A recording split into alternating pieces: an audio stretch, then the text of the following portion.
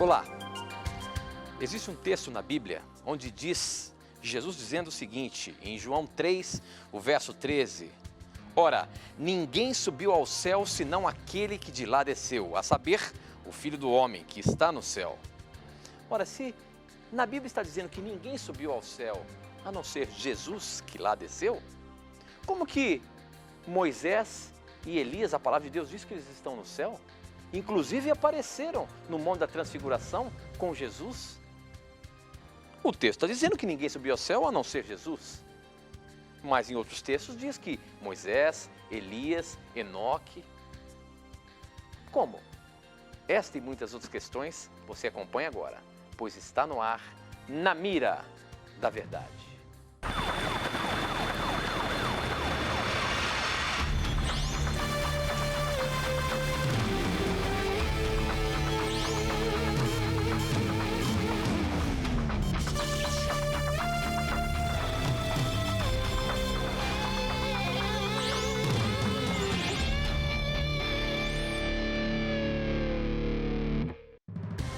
Olá, seja muito bem-vindo. Já nos conectamos com o Brasil e o mundo através das ondas do rádio, da internet e da TV Novo Tempo, espalhada pelo nosso país. Este é o programa Na Mira da Verdade, um programa de perguntas e respostas bíblicas que você faz e instantaneamente ela é respondida baseada apenas na palavra de Deus. Este livro que eu costumo dizer que é o nosso manual de sobrevivência e aqui tem todas as respostas para as dúvidas da nossa vida. Portanto, não tenha preconceitos, pergunte o que você quiser, participe do programa e obrigado por você fazer o programa acontecer.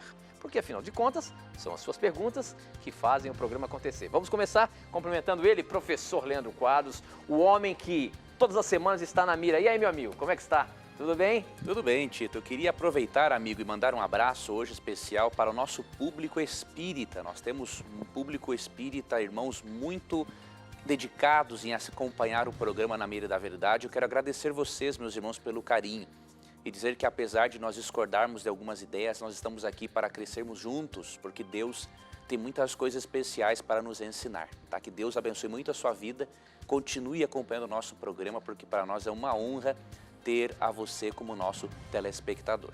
Muito bem, professor, e eu mando um abraço a você que nos assiste através de uma TV por assinatura. Onde quer que você esteja acompanhando o programa Na Mira da Verdade, obrigado pelo carinho da sua audiência. Talvez você esteja aí zapeando o seu televisor, caiu aqui na TV Novo Tempo, esse programa que você está vendo aqui, um beco, você vai entender muito bem já o que é esse beco, que talvez você possa estar nesse beco. As suas dúvidas, os seus questionamentos pode ser que estejam num beco sem saída, mas aqui você vai ter a resposta, porque a Bíblia tem tudo para nos orientar. Obrigado pela participação do meu programa mais uma vez, professor Leandro Quadros.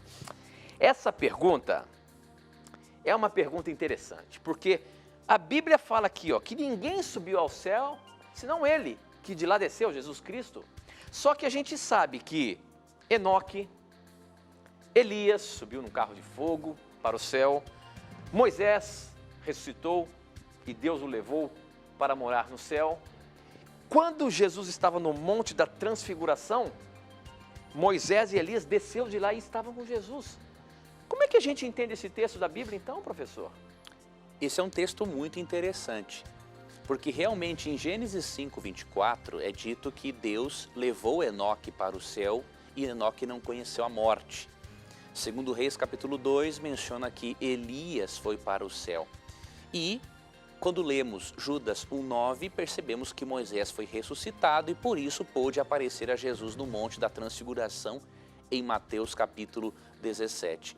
Portanto, Elias é, diríamos assim, um representante daqueles que irão vivos para o céu sem conhecer a morte por ocasião da volta de Cristo. E Moisés é, diríamos, um representante daqueles que serão ressuscitados e estarão no céu com Cristo.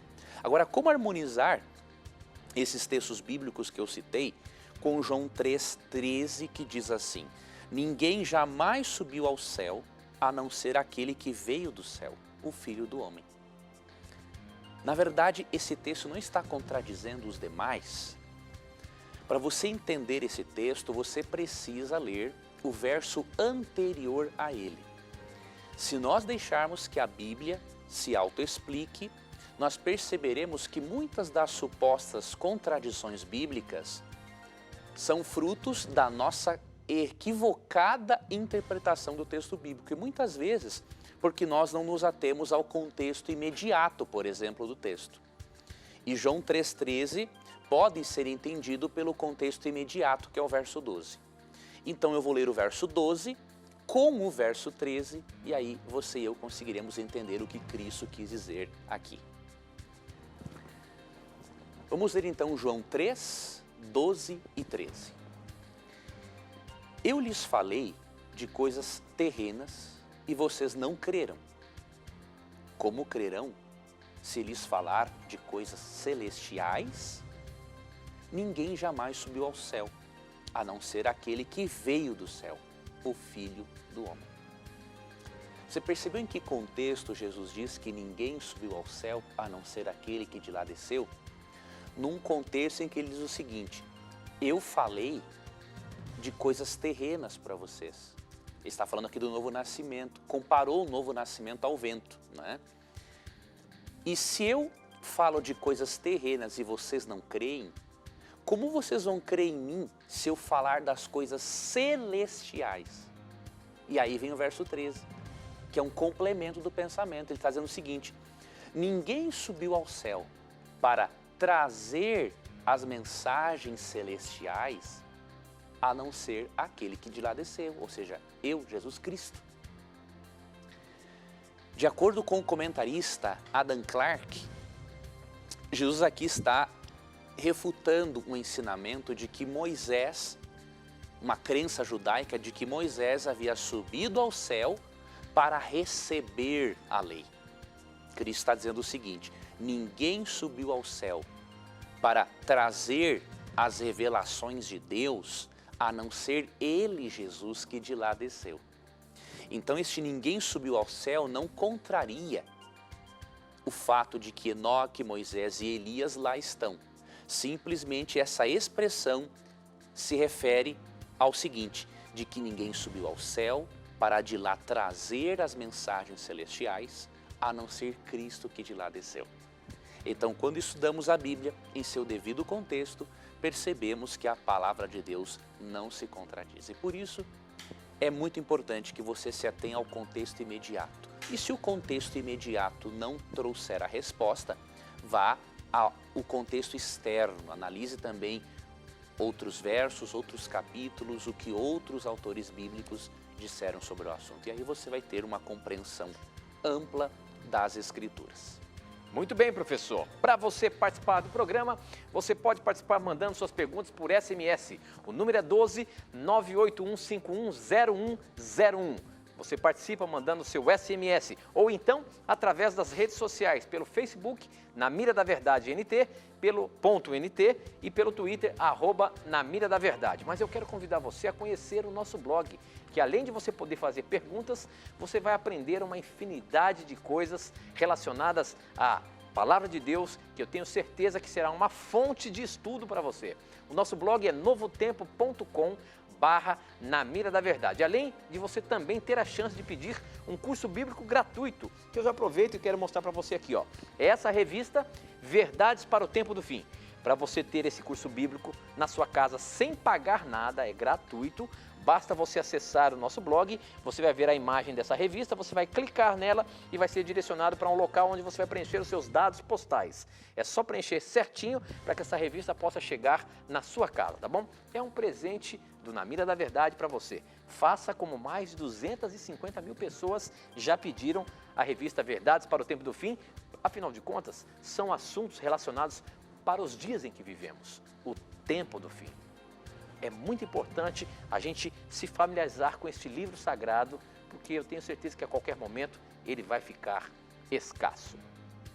Professor, as perguntas já estão chegando aqui. Pelo nosso blog tem uma pergunta do Carlos e ele diz o seguinte: se Deus não faz acepção de pessoas, então por que ele cura uns e não cura outros? Já perguntei várias vezes, mas não tive respostas. Professor, será que o nosso Senhor Jesus ele faz realmente acepção de pessoas, curando uns e deixando outros de lado, professor?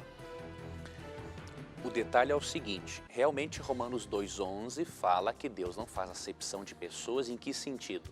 Considerar uns mais importantes do que outros. Para Deus, pessoas de todas as raças, todos os credos. Para Deus, seja homossexual ou heterossexual, Deus ama a todos. Então, quando Romanos 2,11 fala que Deus não faz acepção de pessoas, quer dizer que Ele não ama mais uns do que outros. Ele ama a todos. Agora, isso não significa que Deus, na sua soberana vontade, não possa decidir quem Ele irá curar e quem Ele não irá curar. Por quê? Ele pode ver, de acordo com a sua onisciência, se a cura para alguém será uma bênção ou uma maldição no fim das contas. E eu vou ler para você um texto sobre isso, que está em 2 Coríntios, capítulo 12. Vamos ler dos versos 7 até ao 9. Para impedir que eu me exaltasse por causa da grandeza dessas revelações, foi-me dado um espinho na carne, um mensageiro de Satanás para me atormentar. Aqui é Paulo falando. 3 vezes roguei ao Senhor que o tirasse de mim, mas ele me disse: minha graça é suficiente para você, pois o meu poder se aperfeiçoa na fraqueza. Deus, na sua soberana vontade, não quis tirar esse espinho na carne de Paulo, ou seja, essa enfermidade. E Deus falou assim para Paulo: Paulo, a minha graça é suficiente para você. O meu poder se aperfeiçoa na fraqueza. Então, em alguns momentos, Deus, na sua soberana vontade, não cura. E noutros momentos, a pessoa não é curada porque ela espera só um milagre e não faz uma reeducação do seu estilo de vida. Muitas vezes Deus está desejoso de curar, mas a pessoa não colabora. Então, temos que analisar todos esses aspectos. E aí você verá que realmente Deus não está fazendo acepção de pessoas. Muito bem, professor. Já que começando falando sobre aí Enoque, Moisés, Elias que estão no céu, já chegou uma pergunta aqui, ó. O Nadson, ele é da Bahia, ele diz o seguinte, a cidade é Luiz Eduardo Magalhães. Em Hebreus 11:5 diz que pela fé Enoque não viu a morte. Mas em seguida, no verso 13, diz que todos morreram. Ali em Hebreus 11, está falando de vários profetas de Deus. E realmente no verso 5 diz isso.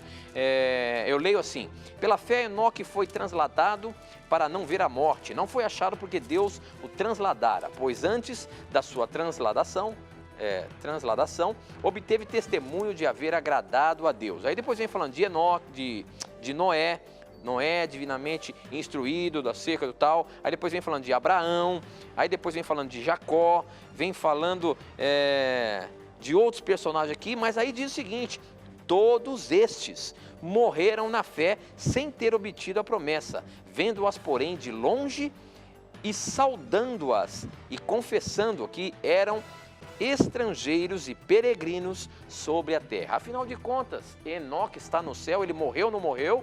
Ele foi para o céu, não foi para o céu? E esse texto, quando fala que todos morreram, inclui Enoque ou não?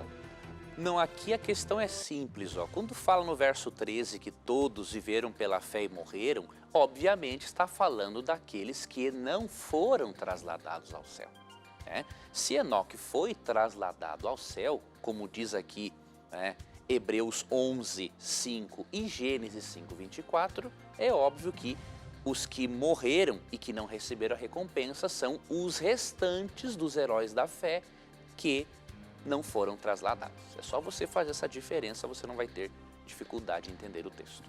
Muito bem, essa outra chegou por SMS e a pergunta é a seguinte: as crianças de pais ímpios sofrerão as pragas do Apocalipse? Criança inocente poderá pagar o preço pelos seus pais, que são ímpios, que não conheceram, que não instruíram essa criança no caminho do Senhor, professor?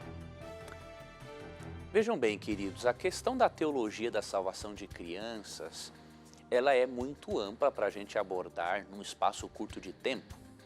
Mas é óbvio que crianças que tiveram como aceitar a Cristo e não aceitaram, obviamente que elas também não receberão a recompensa eterna. Agora, mas conhecimento, ela não tem conhecimento para aceitar Jesus, não sabe nem o que é isso.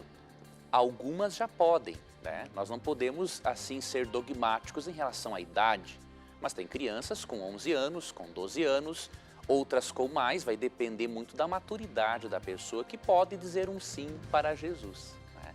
Agora, nós não temos como definir isso, a qual criança vai ser salva e qual não vai, dependendo de qual idade. Isso aí não faz parte da revelação da nossa alçada.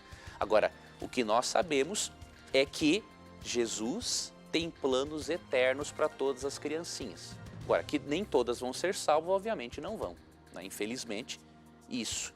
Agora, Mateus 19, 13 e 14 diz assim, ó: depois trouxeram crianças a Jesus para que eles impusesse as mãos e orasse por elas, mas os discípulos os repreendiam. Então disse Jesus: deixem vir a mim as crianças e não as impeçam, pois o reino dos céus pertence aos que são semelhantes a elas. Jesus tem perspectivas eternas para as crianças, mas algumas crianças, obviamente, não aceitarão essas perspectivas eternas. E agora, como Deus irá avaliar crianças de bem menos idade, isso aí não faz parte da revelação bíblica e eu prefiro não me aventurar nisso. Muito bem, professor. Para você participar do programa, basta você mandar as suas perguntas para a gente. Nós temos várias formas que você pode participar do programa. Pelas redes sociais, no Facebook, que todo mundo tem aí, quem sabe você está vendo até na sua casa com tablet, com laptop no colo, você pode acessar o nosso Facebook, é namiradaverdade.nt e participar do programa, mandando suas dúvidas. Pelo Twitter, @namiradaverdade. E pelo SMS, o número é 12 981510101. Participe do programa e mande as suas dúvidas para a gente. E a sua pergunta poderá estar na mira. A pergunta aqui do Edson pelo Facebook, Edson André Bach, ele diz o seguinte: uma grande dúvida. Na Bíblia fala que nós seremos como anjos no céu. Então não haverá sexo? Se caso não houver sexo, então não haverá órgão reprodutor? Logo, não haverá homem e mulher?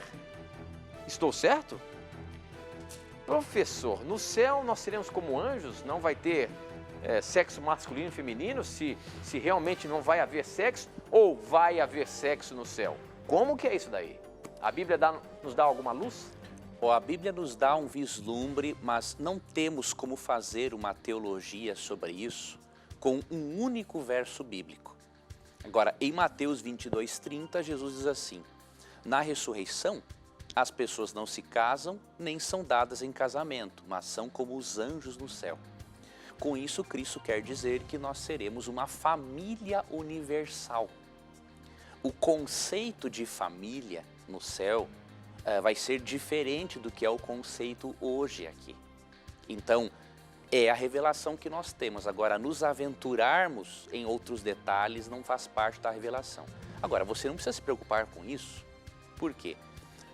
Se a vida sexual como temos hoje não será a mesma no céu, não teremos, porque seremos uma família universal, isso não é motivo de preocupação, porque você e eu estaremos ligados diretamente à fonte de todo prazer e amor que é Deus. Então nós teremos muitas formas de prazer na companhia de Deus que não podemos nem imaginar. Então aproveite a vida sexual com seu cônjuge, não é?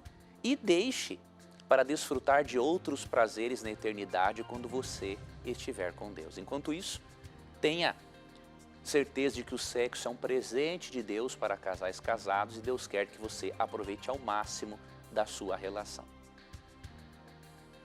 Muito bem, professor. Estou vendo uma pergunta aqui pelo nosso Twitter. Já abri aqui a Bíblia e a pergunta da Cristiane é a seguinte: por que em Atos 19:12 diz que até os lenços e aventais de Paulo eram colocados sobre os enfermos e esses eram curados?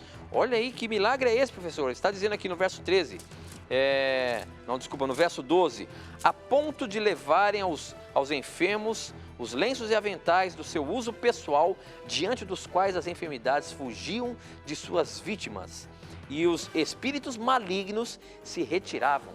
Se você já disse aqui uma vez que esse negócio que é apresentado na televisão hoje, de vender um lenço santo, uma coisa, não tem valor nenhum, como é que lá no tempo de Paulo, até o lenço dele podia tirar, fazer milagres, professor? Por que hoje isso não pode acontecer? A grande diferença se dá em dois aspectos. Primeiro, Deus fazia poderosíssimos milagres para confirmar a autoridade dos apóstolos. Eles estavam iniciando o cristianismo, então Deus demonstrava que os apóstolos tinham tanta comunhão com Cristo que eles faziam milagres por meio de Cristo. O segundo ponto é que os apóstolos não ficavam extorquindo dinheiro das pessoas por meio dos milagres, né? Os apóstolos, sim, tinham seu sustento, recebiam ofertas, o dízimo era ainda um sistema válido no Novo Testamento. Agora, eles não extorquiam pessoas como é feito hoje. E o propósito do milagre não é simplesmente aparecer. Aqui no próprio contexto de Atos 19, no verso 18, é dito assim: muitos dos que creram vinham e confessavam e declaravam abertamente as suas más obras. Ou seja, os milagres dos apóstolos aliviavam o sofrimento das pessoas, provava que eles tinham Deus com eles e levavam as pessoas à conversão. Então o milagre tem este propósito, o que é bem diferente do que ocorre, infelizmente, em muitas igrejas hoje. Muito bem, professor. Próxima pergunta. Obrigado aí pela participação de vocês. Temos muitas perguntas para colocar na mira.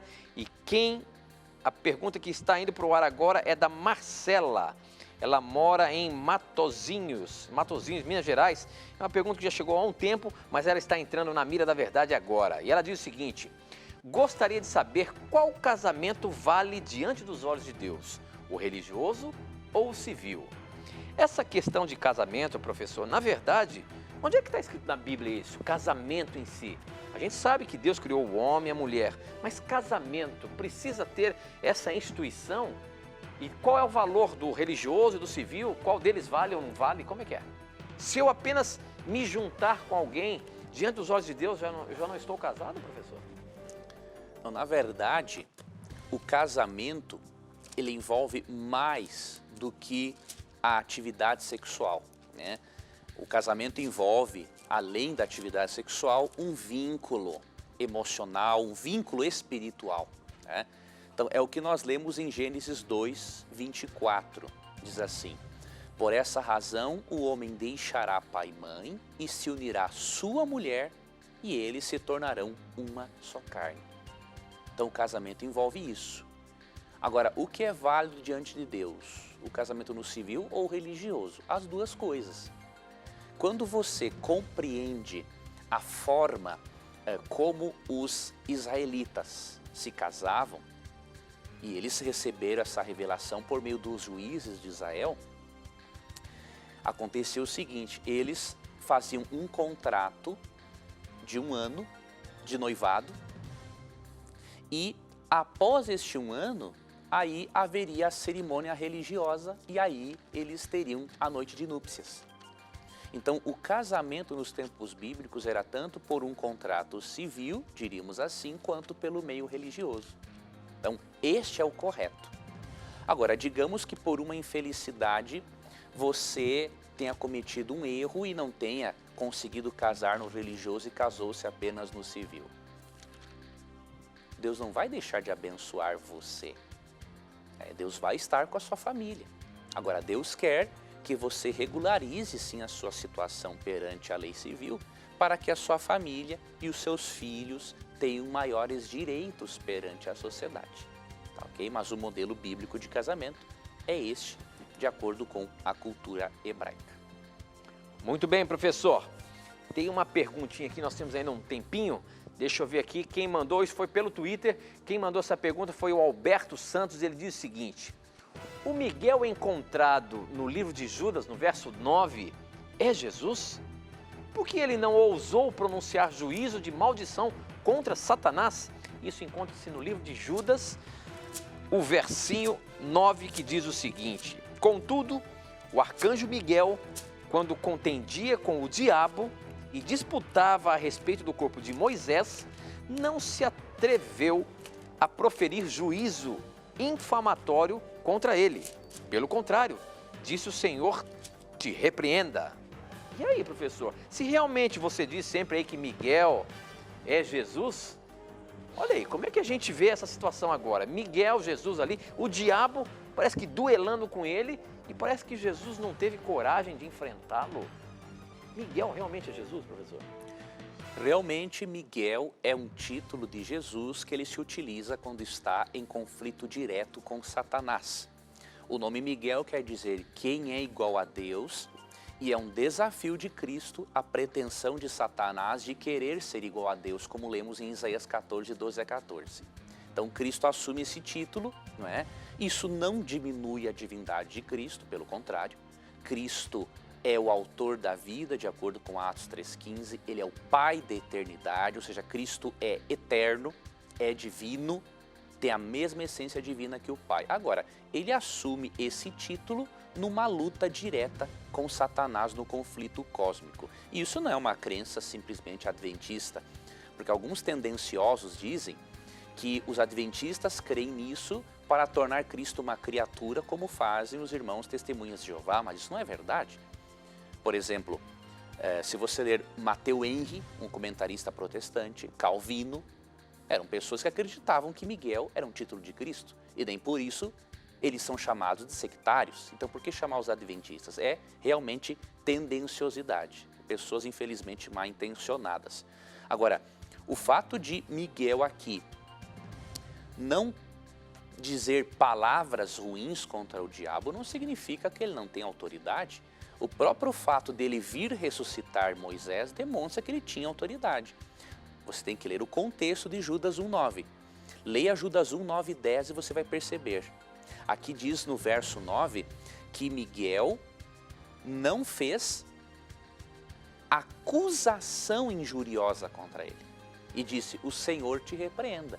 Ou seja, Cristo simplesmente como um cavalheiro, ele não quis entrar, rebaixar o seu nível com o palavreado maldoso de Satanás e desejou que o Pai o repreendesse. E Cristo ressuscitou Moisés da mesma forma.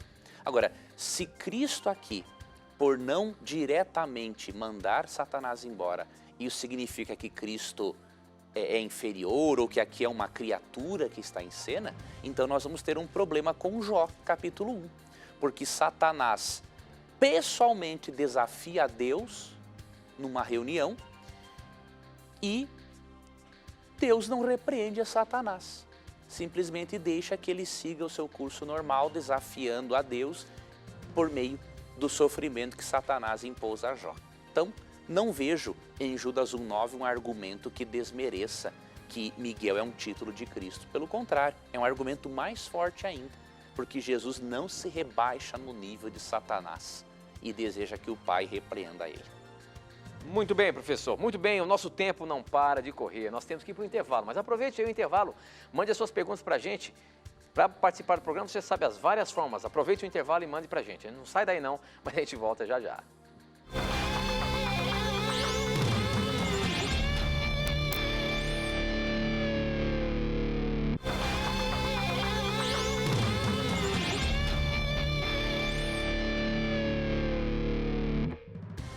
Estamos de volta, eu queria mandar um abraço especial aos nossos ouvintes da Rádio Novo Tempo que estão em conexão com a gente.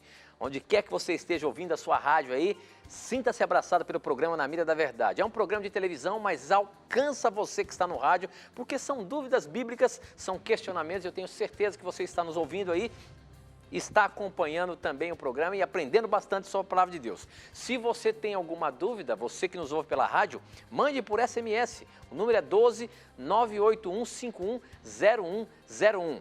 Onde quer que você esteja com o seu celular aí, pode mandar a pergunta para a gente, que a qualquer momento ela pode estar na mira da verdade, como essa, professor. Deixa eu ver se tem o nome da pessoa aqui. Ela está mandando para que a gente mande um abraço para Pomerode. Um abraço a Pomerode, que acompanha o programa Na Mira da Verdade. Ela diz o seguinte: acredito na verdade do sábado. Tenho guardado todas as semanas e com certeza é uma bênção para a minha vida. Tenho uma pergunta. Marcos 2 diz que o sábado foi criado por causa do homem. Então o sábado foi instituído somente na criação do nosso mundo? E os anjos e outros seres criados também guardam o sábado? Ou somente nós, os que formos salvos, iremos guardá-lo na nova terra? Olha o questionamento dela, professor. Se essa é uma lei criada por Deus, o Criador, essa lei ele instituiu apenas para o ser humano? Ou no céu todos os seres também o adoram ou respeitam esse dia especial? Como é que é isso? Realmente, quando Jesus diz em Marcos 2:27, né, que o sábado foi feito por causa do homem, ele está remetendo o sábado ao princípio da criação do mundo no Gênesis.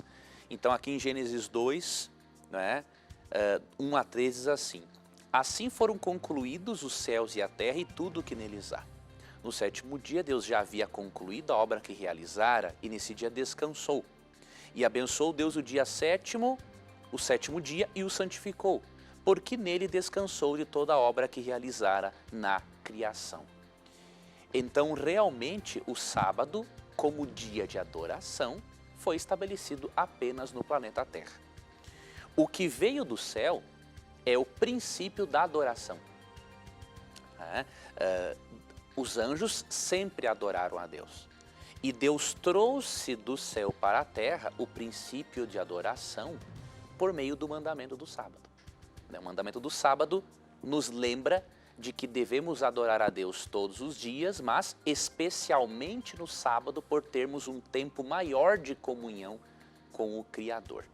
E na nova terra, de acordo com Isaías 66, 22 e 23, nós observaremos sim o sábado como um memorial do poder criador e salvador de Deus. E, obviamente, mesmo que não tenha sido dado para os anjos este mandamento, eles vão se unir conosco na adoração a Deus. Nós nos uniremos com os anjos em adorar a Deus em outros momentos da eternidade. Então, vai ser maravilhoso, né? Toda a família celestial, todos juntos, adorando ao Deus Criador. Muito bem, professor. Pelo Twitter aqui tem alguns comentários. Deixa eu ver aqui. O senhor Brenner diz o seguinte: não quero contrariar vocês, pois não acho certo, cada um com suas convicções e crenças. Mas como provam que tudo o que dizem é verdade? Esse é um questionamento aí que você pode falar já já. Mas a pergunta do Twitter é o seguinte, a Karine pergunta o seguinte: minha pergunta é sobre Tiago 5,14, sobre unção com óleo. Essa prática não é mais necessária hoje? O que quer dizer essa unção com óleo, professor? E vê aí se fala se realmente o que você está falando é verdade, hein? Já estão comentando aqui. Vamos lá. Vamos explicar primeiramente a questão da unção com óleo e aí eu vou para essa questão do nosso irmão. Tiago 5,14, vou ler o texto, diz o seguinte: entre vocês há alguém que está doente, que ele mande chamar os presbíteros da igreja, para que estes orem sobre ele e o unjam com óleo em nome do Senhor. A oração feita com fé curará o doente, o Senhor o salvará e o Senhor o levantará. E se houver cometido pecados, ele será perdoado. Quando nós vamos para o Antigo Testamento, percebemos que o óleo, ele é um símbolo do Espírito Santo. Então, quando a pessoa se encontrava numa grave enfermidade, de acordo com esse contexto de Tiago, os líderes da igreja iam até ele, passavam um pouquinho de óleo nele, e ele, ao aceitar esse óleo, estava dizendo o seguinte: eu aceito a decisão de Deus e do Espírito Santo em relação à minha cura ou não. Isso pode ser feito sim, inclusive em nossos dias. Deus pode sim querer, Deus quer sim que a gente expresse fé no poder de cura divino e expresse fé na soberania do Espírito Santo. Então isso pode ser feito sim, só não pode ser banalizado como muitos fazem, né? Ficam brincando como se o óleo tivesse algum poder mágico nele em si. Isso aí, em algumas igrejas, eles fazem isso meio parecido com os feiticeiros, né? Nós não podemos aceitar isso. Agora, sobre se o que eu digo é verdade ou não, meu irmão, só tem duas maneiras de você saber. A primeira delas é você seguir o exemplo dos cristãos, dos judeus cristãos da cidade de Bereia. Atos 17:11 diz assim: os bereanos eram mais nobres do que os tessalonicenses, pois receberam a mensagem com grande interesse, examinando todos os dias as Escrituras para ver se tudo era assim mesmo. Então, os de Bereia não acreditavam em algo que Paulo e Silas pregavam simplesmente porque eram Paulo e Silas. Os de Bereia iam conferir na Bíblia para ver se o que Paulo e Silas diziam era assim mesmo. Então, se eles conferiam o que Paulo e Silas diziam, imagine se você não vai conferir o que eu estou dizendo. Um pecador que nem merecia estar aqui fazendo esse programa, por tão falho que sou, estou aqui somente pela graça de Deus. Então é óbvio, você tem que conferir. O que eu disser aqui, confira com a sua Bíblia e peça ao Espírito Santo o discernimento.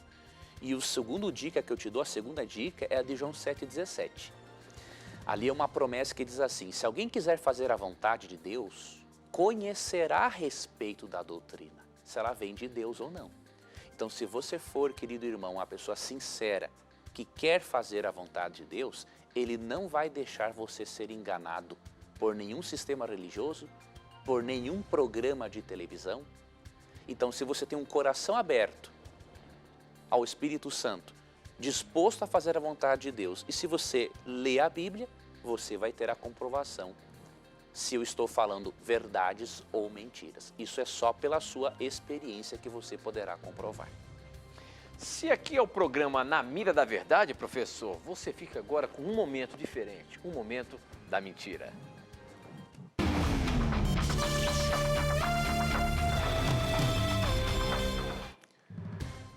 Algumas pessoas bem intencionadas, com base em 2 Timóteo 1,18, dizem que nós devemos orar pelos mortos para que eles recebam perdão dos seus pecados. Eu vou ler o texto que diz assim: conceda-lhe o Senhor que naquele dia encontre misericórdia da parte do Senhor. Você sabe muito bem quantos serviços ele me prestou em Éfeso. Aqui está falando de um homem chamado Onesíforo. E segundo alguns teólogos católicos, esse texto estaria indicando que Paulo ensina a oração pelos mortos. Com muito respeito, eu quero dizer que a doutrina da oração pelos mortos é uma mentira. E por que ela é uma mentira? Primeiro, porque nesse texto não temos indicação de que Onésimo, em algumas traduções, estivesse morto. Segundo, o fato de alguém estar morto e eu desejar que Deus tenha misericórdia dele, isso não significa que Paulo necessariamente esteja orando por ele.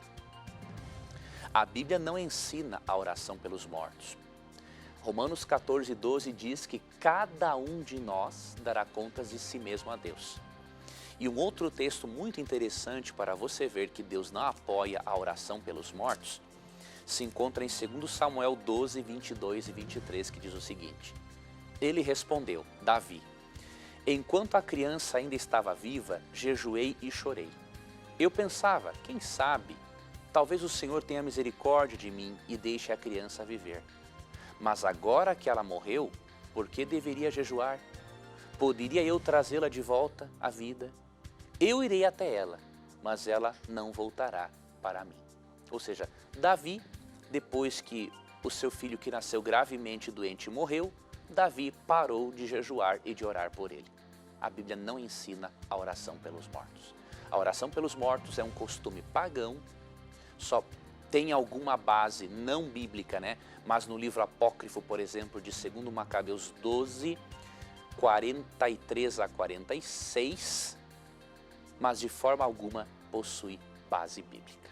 Então, realmente, não é recomendável orar pelos mortos, até mesmo porque os mortos estão inconscientes, eles não sabem coisa alguma. Parecido com isso que você falou, vamos ver como é que você vai responder essa. O Marcos Silva diz o seguinte: vi em um programa da Novo Tempo que ninguém vai para o céu nem para o inferno. Morreu, vira pó, e o sopro da vida volta para Deus. Mas como pode? E eis que lhe aparecem Moisés e Elias falando com ele. Mateus 17:3. Segunda Reis 2:11. E sucedeu que indo eles andando e falando, eis que um carro de fogo com cavalos de fogo os separou um do outro, e Elias subiu ao céu em um redemoinho. 1 Pedro 3, 18 a 19 afirma: porque também Cristo padeceu uma vez pelos pecados, o justo pelos injustos, para levar-nos a Deus, mortificado na verdade, na carne, mas vivificado pelo Espírito, no qual também foi e pregou aos espíritos em prisão. Professor, como é que é a questão da alma aí, professor? Afinal de contas, o corpo volta ao pó e a alma volta a Deus, ou ela fica vagando por aí? Se esses textos todos aparentemente dão a entender de que espírito vive. Veja bem, esse querido irmão, com a sua sinceridade, ele fez uma pequena confusão. A gente ensina realmente que por ocasião da morte, a pessoa não vai para o céu e nem para o inferno antes da segunda vinda de Cristo. Quando Cristo voltar, em glória e majestade, de acordo com Apocalipse 1:7, e ressuscitar os mortos, de acordo com João 5, 28 e 29, é óbvio que os justos irão para a eternidade com Deus e os mortos, os ímpios, depois serão castigados e depois destruídos. Um outro detalhe importante é que esses textos dois primeiros que você citou, na verdade, são provas de que ninguém vai para o céu por ocasião da morte. Como isso? Você citou 2 Reis capítulo 2, e se você perceber, 2 Reis capítulo 2 menciona realmente Elias indo para o céu, mas menciona Elias indo para o céu vivo ou morto? O texto é claro em dizer que Elias foi para o céu vivo.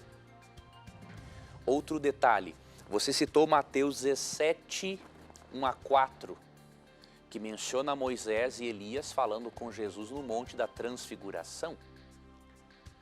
Elias foi vivo para o céu e Moisés, de acordo com Judas 1:9, foi ressuscitado.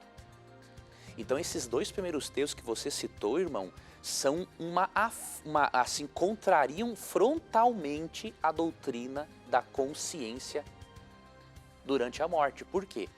Para Elias e Moisés estarem no céu, eles tiveram que ir vivos. Então, analise bem com atenção esses textos e você verá que eles não apoiam a imortalidade da alma, não.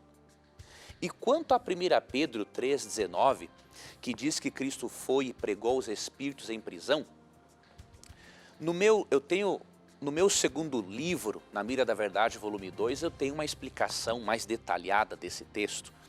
Mas assim, resumindo para você, quando fala que Cristo pregou os espíritos em prisão, se você ler do verso 18 ao 20, você vai perceber que ali não fala nada de imortalidade da alma. Primeiro, quem pregou os espíritos em prisão não foi Cristo no contexto, foi o Espírito Santo. Se você ler a Nova Versão Internacional, o termo espírito que pregou em espírito, ele aparece com letra maiúscula, indicando que é o Espírito Santo quem está envolvido no processo.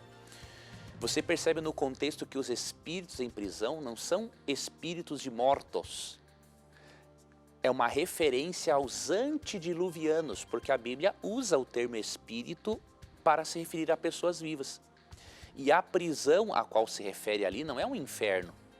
De acordo com Provérbios 5, 22, a prisão é a prisão do pecado. Então, se você ler 1 Pedro 3, do 18 ao 20, você vai entender o texto da seguinte maneira. Cristo, por meio do Espírito Santo, pregou aos antediluvianos que estavam presos com as cordas do pecado. É simplesmente isso que diz o texto. Então, querido irmão, se aprofunde nesse assunto e você vai perceber que a doutrina da imortalidade natural da alma não é bíblica. Afinal, a recompensa, de acordo com Paulo em 2 Timóteo 4:8, é apenas quando Jesus voltar.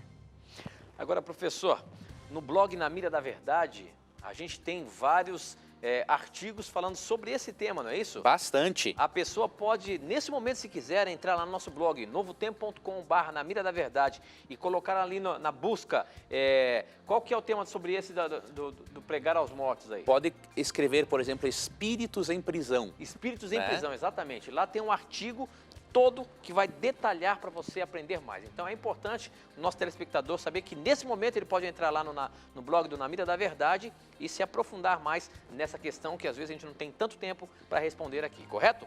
É isso aí. Bom, professor, aqui pelo SMS a pergunta é o seguinte: temos Deus Pai, Deus Filho, Deus Espírito Santo. Por que a blasfêmia contra o Espírito Santo não tem perdão? Você pode blasfemar contra Jesus, pode blasfemar contra Deus, mas por que a Bíblia fala que contra o Espírito Santo não há perdão? Esse é o pecado de morte, professor? Para nós entendermos o porquê que a blasfêmia contra o Espírito Santo não há perdão, nós precisamos ler o contexto de Mateus 12, 31 e 32. Em Mateus 12, 31, Jesus diz assim: todo pecado e blasfêmia se perdoará aos homens, mas a blasfêmia contra o Espírito não será perdoada aos homens. E se qualquer disser alguma palavra contra o Filho do Homem, ser-lhe-á perdoado. Mas se alguém falar contra o Espírito Santo, não lhe será perdoado, nem neste século, nem no futuro. Para nós entendermos este pecado que é grave, precisamos ler a partir do verso 23, que diz o seguinte: trouxeram-lhe então um endemoniado cego e mudo, e de tal modo o curou, que o cego e mudo falava e via. E toda a multidão se admirava e dizia: não é este o filho de Davi? Mas os fariseus, ouvindo isto, diziam: este não expulsa os demônios, senão por Beelzebu, príncipe dos demônios. Jesus, porém, conhecendo os seus pensamentos, disse-lhes: todo o reino dividido contra si mesmo é devastado, e toda cidade ou casa dividida contra si mesma não subsistirá. E se Satanás expulsa Satanás, está dividido contra si mesmo. Como subsistirá, pois, o seu reino? E aí, no verso 28, mas se eu expulso os demônios pelo Espírito de Deus, é conseguintemente chegado a vós o reino de Deus. E aí depois Cristo fala do pecado imperdoável. Ou seja, o que é o pecado imperdoável? Os fariseus chegaram num nível de rejeição tão grande em relação a Cristo, que eles atribuíram a obra que Cristo realizava por meio do Espírito Santo ao demônio. Quando eles viram que Jesus curou um indivíduo de forma milagrosa, eles disseram o seguinte: não, você não cura ele por meio de Deus. Você está fazendo curas porque o demônio está ajudando você. Eles estavam ofendendo ao Espírito Santo. Eles atribuíram uma obra que é realizada pelo Espírito ao próprio diabo.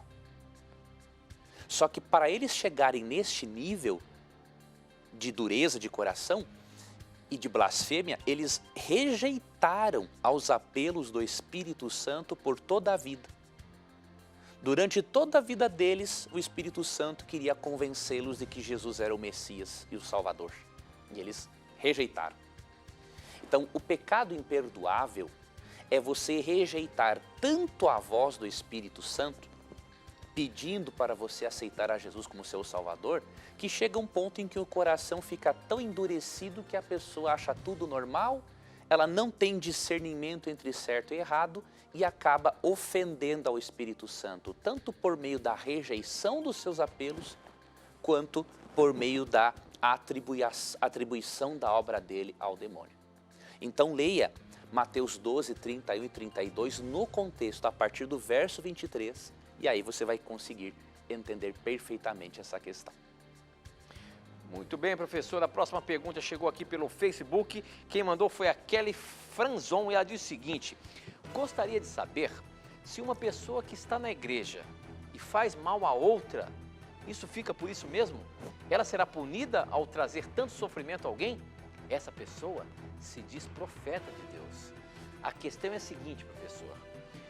Muitas vezes existe pessoas que acham que tiveram revelações de Deus e vai lá e acusam o irmão da igreja de alguma coisa e faz essa pessoa sofrer. isso vai ficar por isso mesmo, porque ela teve uma revelação de Deus, ou Deus vai cobrar isso dessa pessoa, professor? Como é que é essa questão da revelação? Deus revela alguma coisa que vai fazer sofrimento para uma outra pessoa? Olha, Deus se utiliza de profetas para corrigir-nos de nossos caminhos errados, agora, não para trazer sofrimento desnecessário às pessoas. Por quê? Em Gálatas 6:1 é dito o seguinte: irmãos, se alguém for surpreendido em algum pecado, vocês que são espirituais deverão restaurá-lo com mansidão. Um profeta, e nem precisa ser um profeta, um irmão da igreja que vê que a gente está num pecado, ele tem que realmente nos repreender. Agora, isso é feito com mansidão. Se alguém de forma perversa prejudica alguém, ele não está sendo usado por Deus, está sendo usado pelo demônio. E que ele vai pagar o preço por isso, Gálatas 6, verso 7 diz, não se deixe enganar, de Deus não se zomba, pois o que o homem semear, isto também colherá. Ou seja, mais cedo ou mais tarde o indivíduo vai pagar pelo que ele está fazendo. E uma outra coisa, se este suposto profeta da sua igreja não corrige alguém com mansidão e amor de Cristo, eu lhe garanto pela Bíblia, ele é um falso profeta, ele não é um profeta de Deus. Por quê? O que diz aqui Mateus capítulo 7, versos 15 e 16? Cuidado com os falsos profetas. Eles vêm a vocês vestidos de peles de ovelhas, mas por dentro são lobos devoradores. Vocês os reconhecerão por seus frutos. Pode alguém colher uvas de um espinheiro ou figos de ervas daninhas? Então avalie a obra deste profeta. Se ele está levando pessoas a um arrependimento sincero e uma mudança de vida e uma melhora da qualidade de vida e da comunhão com Deus, maravilhoso. Do contrário, é um falso profeta. Ele acha que está sendo usado por Deus e, na verdade, está sendo usado pelo diabo. Muito bem, professor. A próxima pergunta chegou por SMS e é o seguinte, já que nós falamos aí sobre a unção com óleo, ele diz o seguinte: meu nome é Pedro, sou um médico cristão e gostaria de saber como posso usar o óleo para ungir e exercer a cura de enfermidades em meus pacientes. Estou autorizado a fazê-lo? Posso orar pelo óleo e usá-lo? Mas essa, infelizmente, professor, você não vai conseguir responder agora, porque o nosso tempo já acabou. Essa fica para o nosso próximo programa e a gente se encontra terça-feira que vem. Tudo bem. Que Deus abençoe a você, amigo Tito. Deus abençoe a você, amigo telespectador e ouvinte da Rádio Novo Tempo. Muito obrigado por seu carinho. Que Deus recompense a você, que Deus lhe guie no seu estudo da Bíblia e nunca se esqueça de uma coisa.